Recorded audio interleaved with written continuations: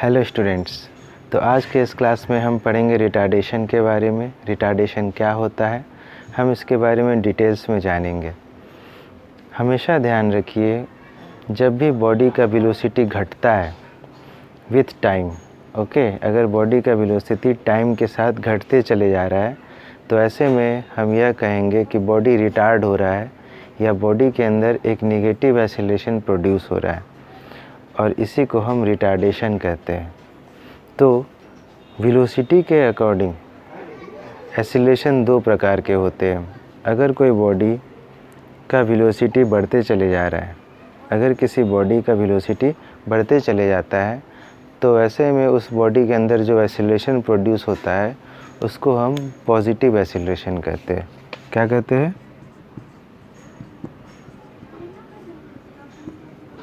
Positive acceleration. If velocity in body increases, क्या होता है? वेलोसिटी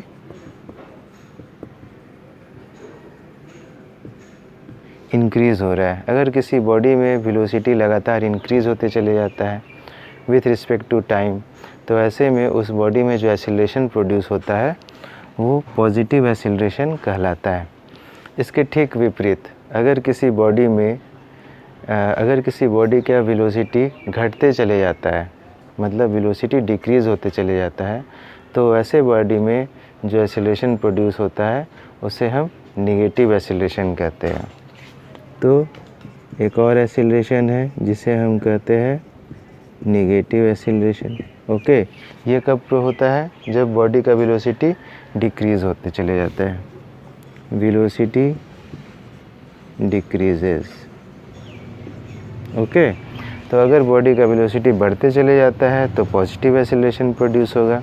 अगर बॉडी का वेलोसिटी घटते चले जाता है तो नेगेटिव एक्सीलरेशन प्रोड्यूस होगा। उम्मीद करता हूँ आप पॉजिटिव एक्सीलरेशन और नेगेटिव एक्सीलरेशन को अच्छे से समझ गए होंगे। अब नेगेटिव एक्सीलरेशन को ही हम रिटार्डेशन भी कहते हैं। नेगेटिव एक्सीलरेशन का ही दूसरा नाम क्या है? रिटार्डेशन। तो आइए इसको हम और अच्छे से क्लियरली समझते हैं। सबसे पहले हम एक एग्जांपल देखते हैं। When a car driver traveling at an initial velocity of 10 metre per second applies brakes and brings the car to rest in 5 seconds. मान लेते हैं कि एक कार ड्राइवर है जो कार को चला रहा है और उस कार का इनिशियल वेलोसिटी है 10 मीटर पर सेकेंड। और 5 सेकेंड के बाद वह उस ड्राइवर ने क्या किया? ब्रेक अप्लाई किया उस कार में, जिसके कारण 5 सेकेंड्स के बाद वह कार रुक जाती है और कार का फाइनल वेलोसिटी 0 हो जाता है। तो ऐसे में हम आइए इस कार का एक्सीलरेशन निकालते हैं और इससे हम नेगेटिव एक्सीलरेशन के कॉन्सेप्ट को समझते हैं। तो देखिए, इनिशियल वेलोसिटी कितना है?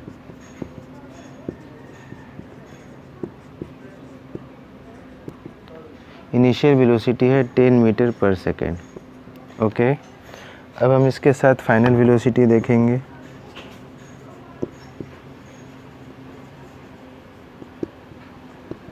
फाइनल वेलोसिटी है 0 मीटर पर सेकेंड। जब हम इनिशियल वेलोसिटी जानते हैं, फाइनल वेलोसिटी जानते हैं, टाइम जानते हैं, कितना टाइम लगा इस कार को? टाइम टेकन है 5 सेकेंड्स। 5 सेकेंड में कार का फाइनल वेलोसिटी 0 हो जाता है। तो आइए हम एक्सीलरेशन निकालते हैं। एक्सीलरेशन का फॉर्मूला है b - u/t। फाइनल वेलोसिटी है 0, इनिशियल वेलोसिटी है 10 और टाइम टेकन है 5 सेकेंड्स। तो अगर हम इसको सॉल्व करते हैं तो -10/5 आता है इक्वल्स टू -2 मीटर पर सेकेंड स्क्वायर। अब आप यह जो वैल्यू देख रहे हैं -2 मीटर पर सेकेंड स्क्वायर, यह -2 मीटर पर सेकेंड स्क्वायर निगेटिव एक्सीलरेशन है। इस -2 मीटर पर सेकेंड स्क्वायर को ही हम निगेटिव एक्सीलरेशन भी कहते हैं। तो इसको हम क्या कहेंगे? इसको हम निगेटिव एक्सीलरेशन कहेंगे। ये एक्सीलरेशन का शॉर्ट फॉर्म है। तो निगेटिव एक्सेलरेशन को हम -2 मीटर पर सेकेंड स्क्वायर से डिनोट करेंगे।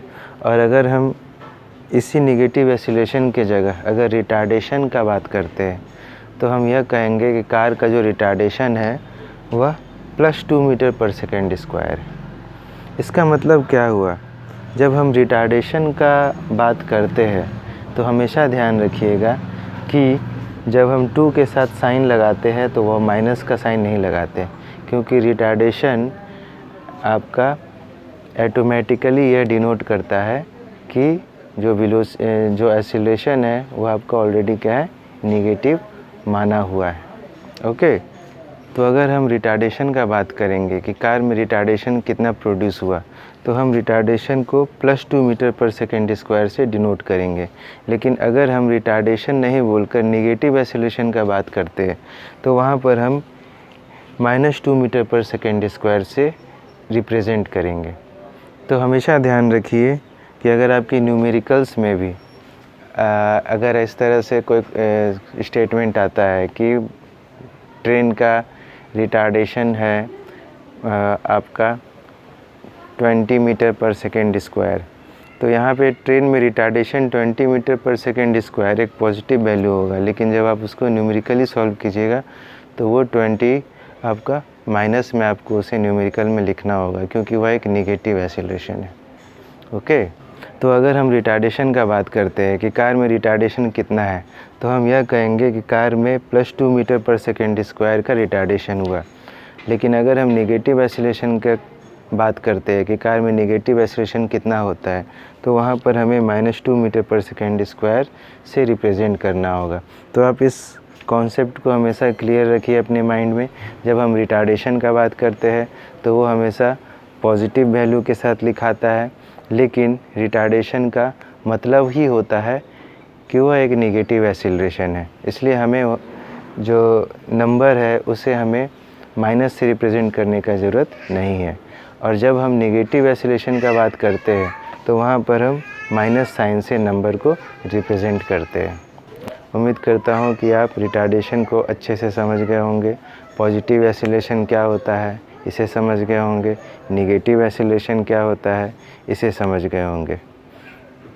इसके साथ साथ आप यह भी जानिए कि जब भी हम नेगेटिव एक्सेलरेशन का बात करते हैं तो हमेशा ध्यान रखिए कि बॉडी का वेलोसिटी डिक्रीज़ होता है। जब हम पॉजिटिव एक्सेलरेशन का बात करते हैं तो बॉडी का वेलोसिटी इंक्रीज़ होता है। Okay, so negative acceleration represents decrease in velocity and positive acceleration represents increase in velocity. Okay.